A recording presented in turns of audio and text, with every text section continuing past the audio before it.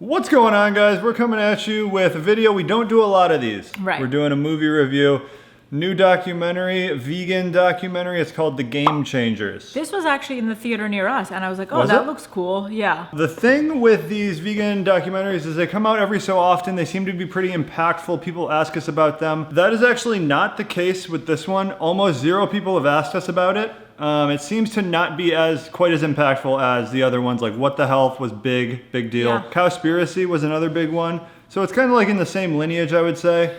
But being that this was in theater, that to me is like, that's big time, right? I think it was in select theaters and like it didn't do very well. It has an 8.5 on IMDb, 3,000 votes. Yeah, so we're gonna watch through it and just give you our quick perspective on things. I don't really know what it's about other than that it has to do with like vegan and athletics. And bodybuilding, yeah. And yeah, performance athletics. One thing though, guys, just like bias check. Am I gonna have my mind changed by this documentary? No. We have a keto YouTube channel. I've already like looked into it. So I'm not gonna pretend that I'm like, you know, my mind's really wide open for like this documentary to impact me like that. Because I've already been there. Like I was a 24-year-old virtue signaling vegetarian type of person, right? So I've judgy. evolved past that. But I might learn something for sure. Yeah. Isn't Kai Green vegetarian? No. Kai Green made a tweet after watching The Game Changers basically saying like, maybe I'll try it. Hashtag plant-based diet. Yeah. Something about 2020. All right, I'm excited to check this out. Okay, so he got injured, tore both of his knee ligaments, and he realized while he was injured, He found during research. doing research, a study that Roman gladiators were vegetarians. Yeah, that their diet was primarily vegetarian and they were like strong. They had high bone density, meaning they did train a lot and they were really strong. There seems to always be, when we're doing these documentaries, there's a little bit of a blurred line between veganism and vegetarian. And to some people that might not seem like a lot, but it is a huge distinction because on a vegetarian diet, you're getting fat-soluble vitamins that are only found in animal foods because you're still eating animal foods. Veganism is the total absence of animal foods, which is a deficient diet. So I don't think you can just be like, oh, they were vegetarian, therefore I should be vegan. Right. And another thing is, why were they vegetarian? Because they were slaves, forced to fight. Probably their bone density was really good because they were hyperactive and just constantly learning how to fight so that they could live longer, right? Because their life depended on being a good fighter. Okay, so the next point of contention here is Conor McGregor versus Nate Diaz. Conor McGregor is a big steak eater, and Nate Diaz is a vegetarian. Well, see, they're blurring the lines. He's a plant-based dieter. What does plant-based mean? So plant-based, a standard American diet is plant-based. The average American eats 80% of calories from plants, mostly processed. So like, of course, different. I just searched what is Nate Diaz's diet on Google. When asked if he was vegan, he replied that he occasionally eats eggs and fish, but follows a raw vegan diet when training for fights. Okay. After fights, he would try to eat meat and dairy again, but it wouldn't sit well with his body. There's a big distinction between the total absence of animal foods in your diet and occasionally having animal foods. And they're just trying to blur the line. I don't like that. Just admit what the guy actually eats. Yeah, because when I saw this, immediately I was like, whoa. He's a vegetarian, and but like, did he beat Conor McGregor? I think he must beat him in this fight, but I mean, Conor McGregor, if you say who's a better fighter, Conor McGregor is the better fighter. I think. I don't watch UFC. And then just one thing, because it seems like this is the direction the documentary is headed, is anecdotal evidence based on extremely gifted people means their diet is good. So this is an issue I have also with like Sean Baker, who just eats meat, right? You guys may know of him. You can't say eating only meat is good because this freak athlete can be 52 years old and deadlift 500 pounds. Because like, could he be better with a different diet? We don't know that. We just have one point in the data set. I'm just like, oh, there are these athletes out there that actually are on a plant-based diet and they do really well. They're still building the case. So I'm interested to see like what, at the end, like what their hypothesis is or like what the conclusion is. Now they're doing this weird thing where I've never heard someone say meat gives you energy. That was really confusing too. Yeah. So they go into how like carbs is the energy source. It's weird that athletes before games will eat protein. I've always known carb loading to be a thing, not like protein loading. It seems like a weird, like they're making something up that I've never known to be true. They're making it seem as if they're like substituting their carbs with additional protein. It's like, it's hard for me to believe that a 1908 athlete they're using the term plant-based, which is very ambiguous. I'm assuming this person ate at least some animal products, because no one in 1908 was a vegan. Okay, so I just did a Google search, like Emil Voigt diet, the person they're claiming in 1908 won on a plant-based diet. It seems like he did do a plant-based diet, but he says vegetarian, indicating he eats some animal products. And then he has like a little excerpt where it's like, he just wanted to eat simply and healthfully, and suggested that other athletes should achieve the same results if they avoided harmful things such as tea, coffee, and lentils. Okay. And apparently he just ate like a lot of fruit and nuts. It's weird to me that vegans claim vegetarians as their own when a vegetarian is eating just as much animal products as someone on a standard American diet, probably about 20% of their calories. Carl Lewis. Okay, they're saying Carl Lewis was a vegetarian or vegan. Let me look into this. Maybe he was during the race? Because Also, Carl Lewis is one of the best Olympians of all time. What? But also, like you said, like these are just exceptional athletes. They're outliers. Interesting. So here's a quote from Carl Lewis. My best year of track competition was the first year I ate a vegan diet. So to some people, that might read, whoa, I switched to a vegan diet and had my best year ever because of a vegan diet. To a lot of people, you peaked on your first year on a vegan diet, then it was all downhill from there because of the lack of nutrition.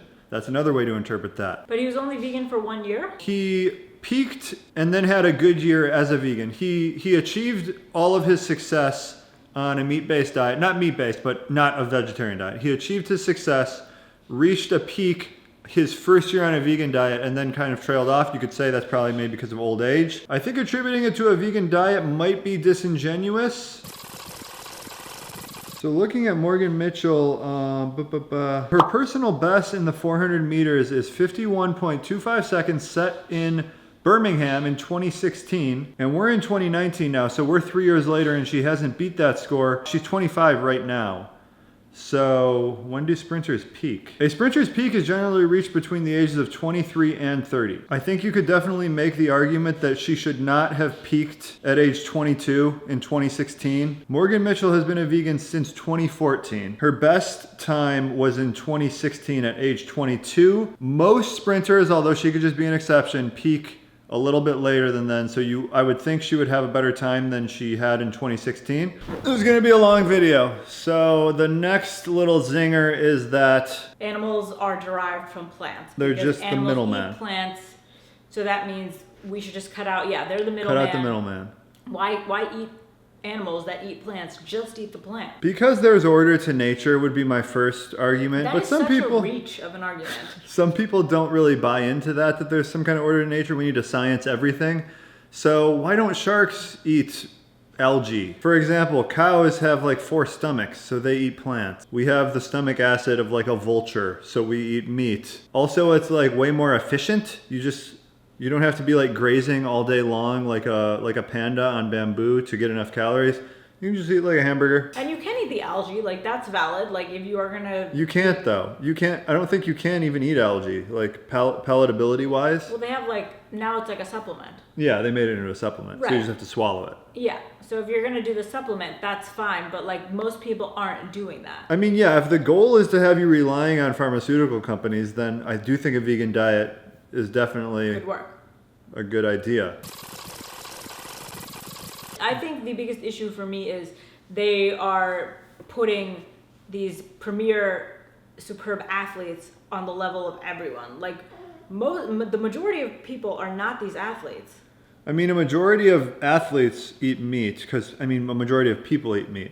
Yeah. But if we're just like naming peak athletes, Michael Jordan ate meat. Like every world-class athlete for all time has eaten meat.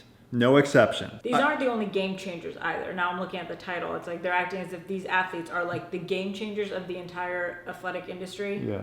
And they're vegan or vegetarians. Yeah, there's probably a few world-class athletes that eat couch cushions, right? There's a few people that do everything. I think that's giving a bad message because then you're like, oh, I can just eat a peanut butter sandwich and it's as if I'm eating a ribeye and getting all the nutrients. Like, what is the fat in the peanut butter broken down? Like, what about the bread? Yeah, what about how your body assimilates the protein? Like, there's a lot of variables other than just like the amount of protein that is written on Right. the paper, like on the nutrition label of the peanut butter jar. Yeah. But yeah, I mean, like if all you care about is macros and not harming animals, then a peanut butter sandwich is just as good for you as a steak, sure. Okay, so they're doing this, it's a little deceptive in my opinion. So what they just said is, it's a misconception that plant proteins are incomplete. You've probably heard this before, versus animal proteins that are complete, because they have the complete assortment of amino acids. And then they go on to say, no, actually every plant has every amino acid. Sure, but it's not in the right proportions. Like just because you have like 1 milligram of leucine doesn't mean it's the same as like a steak that has like 5 grams. So I think it is hard for just a normal person to follow kind of what they just did there. Basically what they said is there's all amino acids in all plants.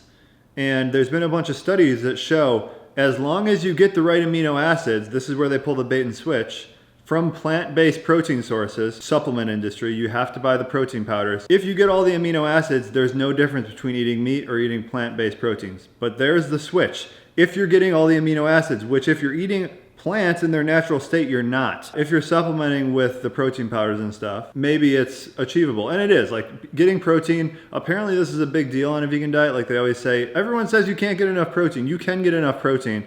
It's just really poor quality, hard to digest, not anywhere near as good as animal protein, and you have to buy supplements to do it. So those would be the cons in my mind. Okay, we're now introduced to this character, Patrick Baboumian. And I'm like, oh my God. Knowing a little bit about like being on a vegetarian diet and just like the amount of food you have to eat, it's hard for me to imagine being that big eating plants. I would love to be a day in his life. I've actually seen, he does it on YouTube, I think. He just like slams smoothies all day long, like 6 of them. And it's like a blender full. And it's like just tons of protein powder and like spinach and stuff and berries. I think so. I've seen a lot of people kind of discredit this guy based on his accomplishments and like he's not really that good of a strongman. But I'm looking at his Wikipedia page and he says he was a vegan since 2007, so 12 years. That's a long time. So just with the amount of plants this guy is eating on a daily basis, I am gonna love to see where this goes in like 10 years, just like his digestion. It's not gonna be good. Not that I'm wishing. It might even be really bad right now. Yeah, not that I'm wishing ill on him, but just like I know for a fact it's not gonna be great. But he set his most recent world record in 2015. You know, that seems about appropriate to me because he's 40 years old now. He's probably, you know, going downwards on his career trajectory. And he set a world record 8 years into being a vegan. And I think he said vegan, right? Yeah, no meat, no eggs, no dairy. So that's pretty impressive to me. This is probably the best athletic point in the movie. I mean, just seeing a person doing this type of stuff on a plant diet, just all plants, it's pretty impressive, I would say. But he also actually said out loud, like, I don't eat meat, dairy, or eggs. Not just like, I'm plant-based or I'm vegetarian. Yeah. And when people ask him, like, I mean, you're as strong as an ox. How do you do that without eating meat?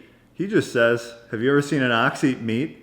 But he doesn't have to be smart. He's an idiot, obviously. The classic retort would be, have you ever seen a human with 4 stomachs? Okay, now we're to the part where they're doing a test. There's 3 athletes. One of them is plant-based. The other 2 eat Popeye's chicken every day. They're given burritos, right? The first day, they're given meat burritos. The second day, they're given black bean burritos. Except for the middle guy who only eats plants already. He's on a plant-based diet. He gets black beans both days.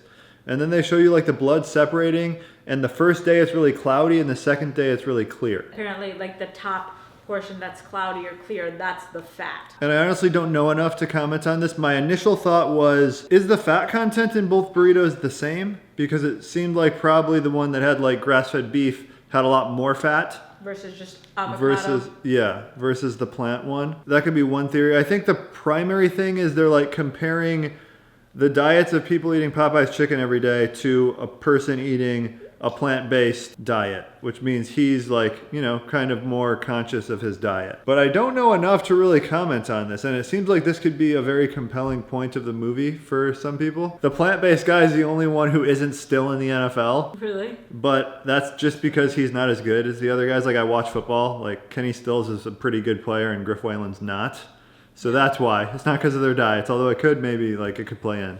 Okay guys, now they're just kind of doing like a big segment on meat versus plants, like where you should get your protein at, is really just disingenuous. They're highlighting things that are only found in plants and saying, look at all the stuff that's found in plants. There's not a lot of this in meat. For example, antioxidants, phytochemicals, which literally mean plant chemicals. So yeah, they're found in plants. But there is not really much mention of like the things that are only found in meat and like animal protein, like fat soluble vitamins, like the building blocks of human life. There's no mention of that. They mentioned how ingesting meat changes your microbiome and it causes inflammation. And then the example is a hamburger. And it's like, well, a hamburger, well, what is it cooked in? I mean, what also is eaten alongside the meat, right? There's the bread. There's a lot that goes into it that can cause inflammation. That's not just like good quality meat. Okay, so now we're getting to the part where Arnold Schwarzenegger is now vegan or plant-based. I don't know what that really means to me. Like some guy who ate meat and took steroids and like had a successful career as a bodybuilder, actor, is now vegan. I don't know. What does that mean? There's another athlete who's been plant-based for 10 years and now he's 60 and he looks great. Yeah, but he's 60 now and he's been an athlete all of his life. Like Matt's gonna look really good. Maybe, we'll see. But like if you were a college NFL player or NBA player, like you look really good at 60. One thing that is pretty cool though is they put the studies in the bottom left corner.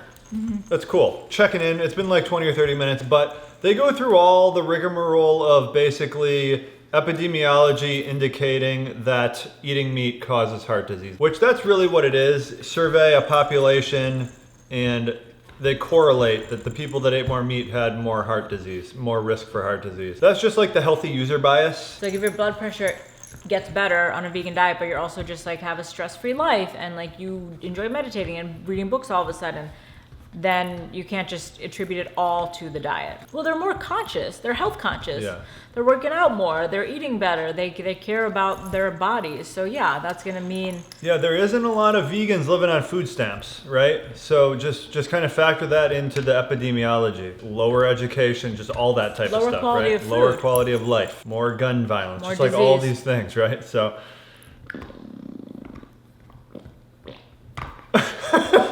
That was Theo's input. He's gonna be a vegan probably when he's like 18. Yeah.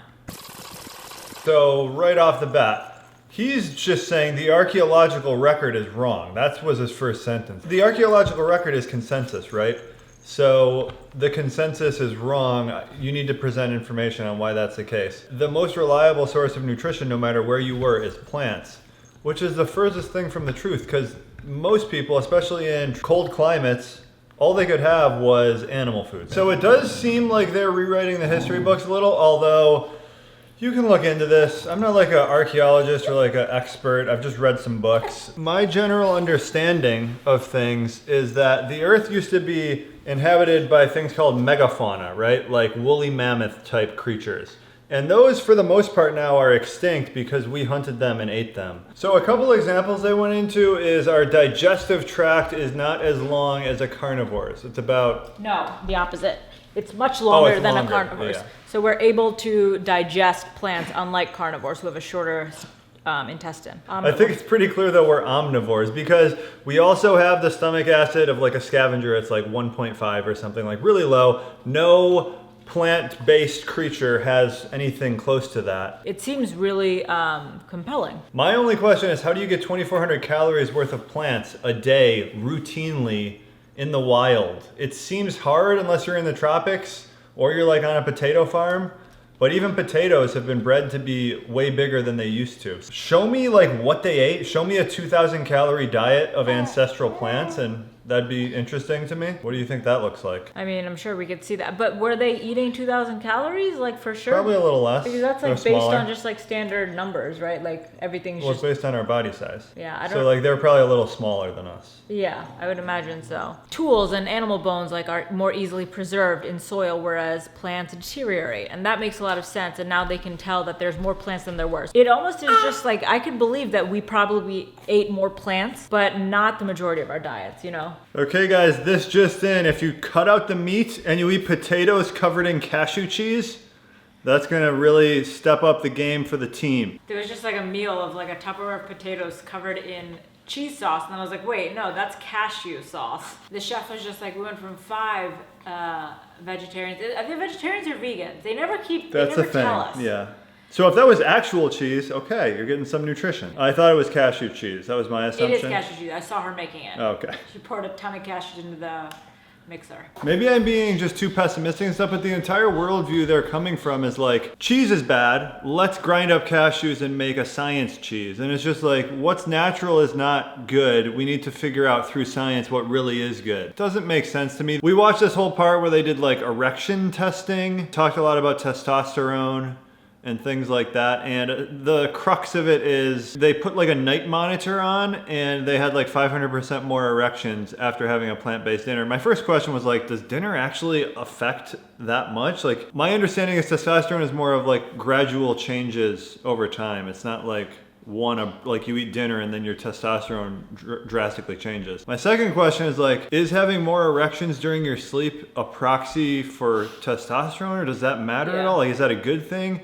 Intuitively, my thing is like, that's probably good, like your higher sex drive and things, but I don't know if that's true. They just kind of like threw it at us. And then the punchline was, so where are you going to take your Valentine's dates for dinner? And the underlying thing with the whole thing is like, man, when I was growing up, we were always told like the tough guys eat meat. There's a reason that that's like a trope throughout history, right? It's not just like this weird creation that like the marketers told us. It's like we kind of intuitively know that the big tough guys eat meat. So lastly, what they talk about is the agricultural emissions and things like that of growing meat. And it's a little bit again of an unfair comparison because they're comparing conventionally raised animals like factory farming with a vegan diet. And they do this at their convenience throughout the film, where they just turn to like, you know, the standard meat eater, quote unquote standard meat eater, which is a very unhealthy diet. It's different than the diet we do or like most proponents of like a paleo diet would advocate for. So what they're saying is if you stop doing factory farming and you eat a vegan diet, it'll be better for the earth, which that's true, of course. A better comparison could be if you're eating like grass-fed cows versus a vegan diet. What's better for the earth? I feel like now we're watching, maybe because we've been like pausing also, we're watching a separate movie from what we saw in the beginning. That's like true it's too. not tying together really well. Like it probably ties in at the end. I Maybe. don't feel like it can logically. So like we have all these incredible athletes doing a vegetarian vegan diet, top performing athletes, right? Yeah. And then all of a sudden we're at the argument that seems to me it just took a really big turn. Like now we're finally getting to the crux of it. Like, all right, so what is this documentary trying to push? Mm-hmm. Oh, they want everyone to stop eating meat, us to not even farm animals. Like that to me is really drastic. Like how that's not even realistic in my opinion. Like they're not even giving us realistic. Like a common ground solution. It makes you wonder like what the initial stake in the ground is. Is it, I don't like hurting animals? I think that's what it is for most people. Then they're like, okay, let's backtrack all the rest of this stuff. Like it's better for the environment, it's better for athletic performance, better nutritionally. So then they're kind of like backtracking all this stuff. I think the first point is like, let's not kill animals. To everyone that's like, yeah, I don't want to kill animals, of course. If you're really trying to do the least amount of harm, I think there's a good case to be made. Let's just go back to the Tennessee Titans, the dinner they had. The amount of cashews used in that dinner, just absurd. And then you look into like the farming of cashews, not very ethical. If you actually look into things, like you probably wouldn't want to pay for people to suffer to farm cashews for you. Contrast that with like a locally raised cow like 30 minutes away from us. We buy it, like the animal dies, that's bad, but the farmer's not suffering. The cow's eating grass, living like a pretty decent life. I think that's an argument a point a lot of people aren't going to think about, like the farming of vegetation or avocados or cashews is harmful to the earth or harmful to other people. Human suffering isn't factored into this very much. And that's not something I even considered until I saw the episode of Rotten, where you see why avocados are widely abundant in America all year round, which is not natural at all. And a lot of human suffering goes into that. Yeah, if you really want to just dissect everything, like look at the dinner the Tennessee Titans ate. Probably over 100 different ingredients flown in from all over the world, picked by slaves in a lot of cases. Or you can kill a cow that's living its entire life 15 miles away from you and live off that for 6 months. You can look at it a number of different ways. I think like the globalist perspective of just importing everything, having it ready at the grocery store whenever you need it, like blueberries in July. Is that normal? Nice to have. Nice to have, but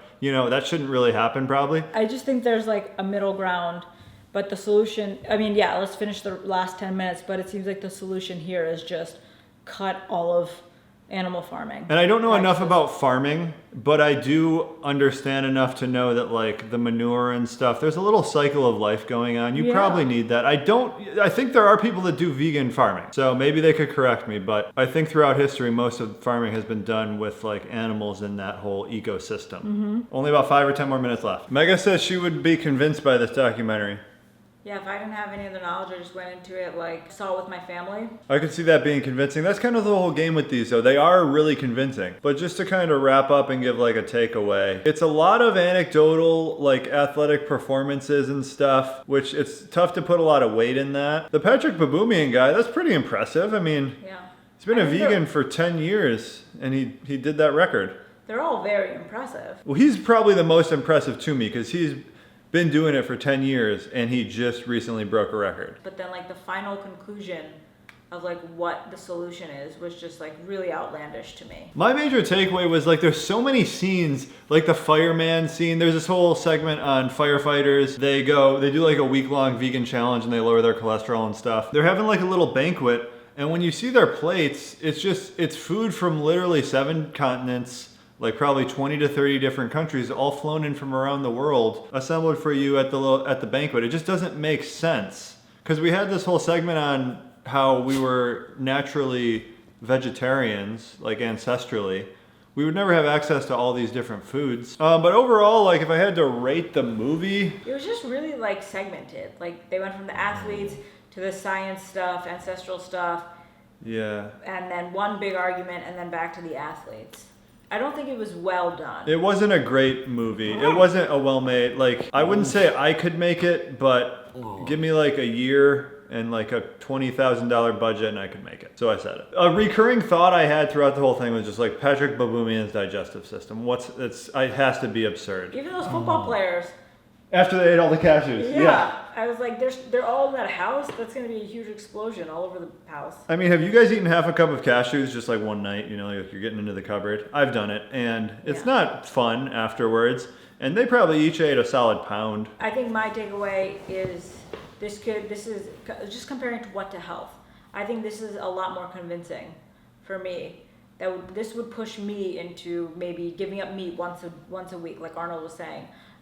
Whereas What the Health was just like comical. I think What the Health was more impactful just based on the response on the internet. Throughout the movie, the thing they do a lot is they just blur the lines where they take credit for vegetarians as being vegans, and then a standard American dieter is a meat eater, and that's kind of the delineation. There's no ever representation of a health conscious meat eater. It's just a meat eater, which is someone making no choice about their diet. This pulled on my heartstrings more than anything, because if I were to go to my dad and be like, hey, I just saw the Game Changers, that's why I'm a vegetarian, he'd be like, oh, what'd you pull from it? I'm not going to be like, well, men get more erections when they eat vegan, meals. Yeah. So it's like the actual hard evidence they were giving wasn't fantastic, but at the end, they like really pull you in with like these stories and like the success, and like it really pulls on your heartstrings, and then you're like, wow, yeah, I could see a good side to this, If my mom asked me what I pulled from it, it would be a visual image of Patrick Baboumian going to the bathroom, ingrained in my mind. Oh. Just the amount, I have to see, I think he does Day of Eatings on YouTube. Well, let us know what you think if you give it a watch. Comment below, what did we get wrong? Why are we dummies? Was this compelling enough to shift your thinking? All right, thanks for watching.